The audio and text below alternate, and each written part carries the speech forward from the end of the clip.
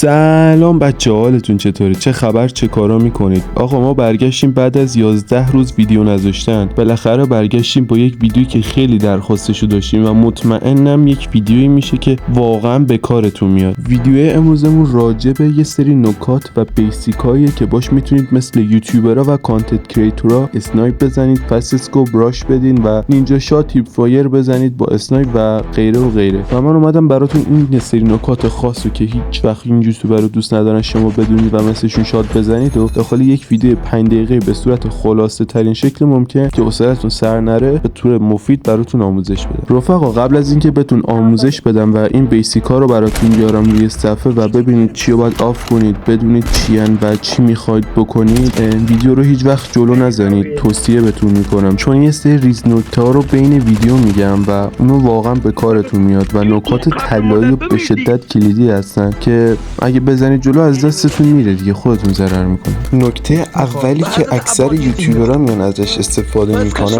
اینه که میرن داخل قسمت بیسیک یا همون تنظیمات خودمون یا بخش سنسیویتی و اسنایپر اسکوپ سنسیویتی رو تا حد امکان تا جایی که بتونن باش بازی بکنن کم میکنن. یعنی چی؟ یعنی مثلا اگر تو با 120 همیشه پلی میدی، مثلا سعی کن تا 50 60 بیاریش پایین. و این اسنایپر اسکوپ سنسیویتی قابلیت اینو بهت میده که دیگه مثلا روون نباشه صفت و وقتی اسکوپو باز کردی میخواستی سری هدر نمی قفلش کنی خیلی این ور اون ور نباشه و لیز نباشه. و اون کندیش به خاطر اینه که وقتی حتی اسکوپتو باز کردی و روی هد انمی بود دیگه، اگر یه ذره خواستی یه ذره دست کشیده شد روی صفحه دیگه از هد انمی نره این ور یا اون ورتر و میس بدی. به خاطر کندیش باعث میشه که تو هد انمی رو بزن. نکته دوم این که اکثر یوتیوبرها میان ازش استفاده میکنن و هیچ وقت به شما نمیگن اینه که میرن داخل بیسیک قسمت اوتو ان گرافیک، این دو بخشی که روی صفحه میاد و آن میکنن و واقعا توی استریم زدن و فست اسکوپ زدن خیلی کمکتون میکنه و اصلا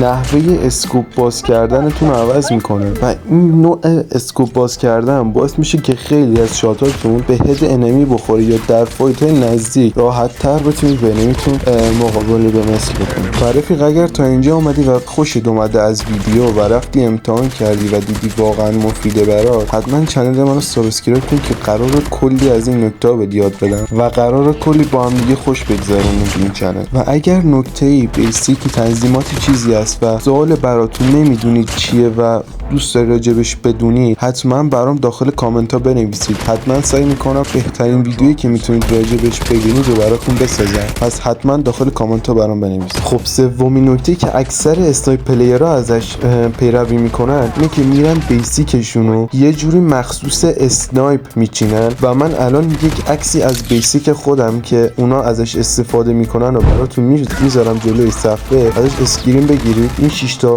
گزینه رو مثل مال من تنظیم کنید و نتیجهش رو حتما میبینید و میبینید که چجوری انقدر تیراتون خوب ریجستر میشه، تیراتون گیر نمیکنه و راحت دارید هد انمی رو میزنید مثل اونا و هیچ فرقی با اون یوتیوبرها و اسنایپ پلیرها نیست و میبینید که واقعا خودتونم میتونید به شکل اونا و به سبک اونا کیل بگیرید، شاید بهتر از اونا حتی. بچه‌ها اینجا مغز بازی ببینید جدا از بحثمون. اینجا من اچ‌پیم کم بود، اینا هم 2 نفر بودن، کلاسمو جلو در پشتم نمیتونستم بیان داخل و اینجا گرفتم روشون، اولیو زدم، دومی اومدم اینور آرمور بزنم، راش داد با کیوکیونا راحت گرفتم روش و راحت وایبشون کردم. خب نکته چهارمی که هست راجع به اسنایپ و بیسیک اینه که برید بخش بیسیک و قسمت وان تپ ADS رو خاموش کنید و آفش کنید و باعث میشه که تیراتون موقع استاج زدن گیر نکنه و راحت موقع موومنت زدن بتونید فست اسکوپ اسنایپ هدتون رو بزنید. هدم نزنید ولی راحت بتونید فست اسکوپ بزنید و گیر نکنه دیگه تیرتون و اینکه بخواید راش بدین با اسنایپ بترسین که تیرتون ریجستر نشه، تیرتون گیر کنه و یا هر بهونه یا هر دلیل دیگه. نکته پنجمی که وجود داره برای یک اسنایپ پلیر شدن حرفه‌ای اینه که برید بخش بیسیک و ADS FOV رو خاموش بکنید.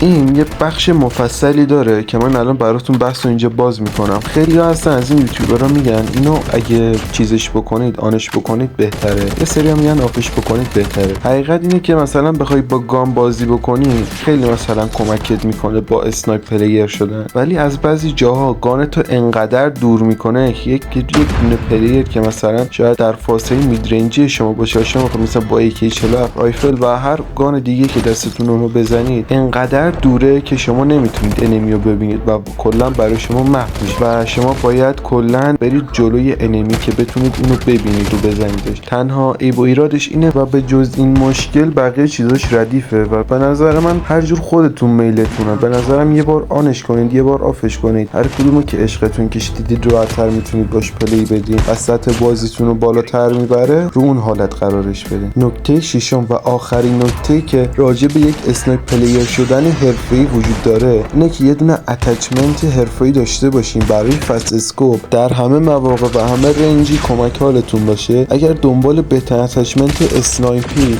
حتما تا آخر ویدیو رو نگاه کن که بهترین اتچمنت اسنایپ رو برات اینجا میذارم. رفیق ویدیو امروزمون هم تمام شد. اگر برات مفید واقع شدم حتما کانالم سابسکرایب کن. مطمئنا کلی ویدیو دیگه هست که میتونی بری از اونها هم استفاده کنی.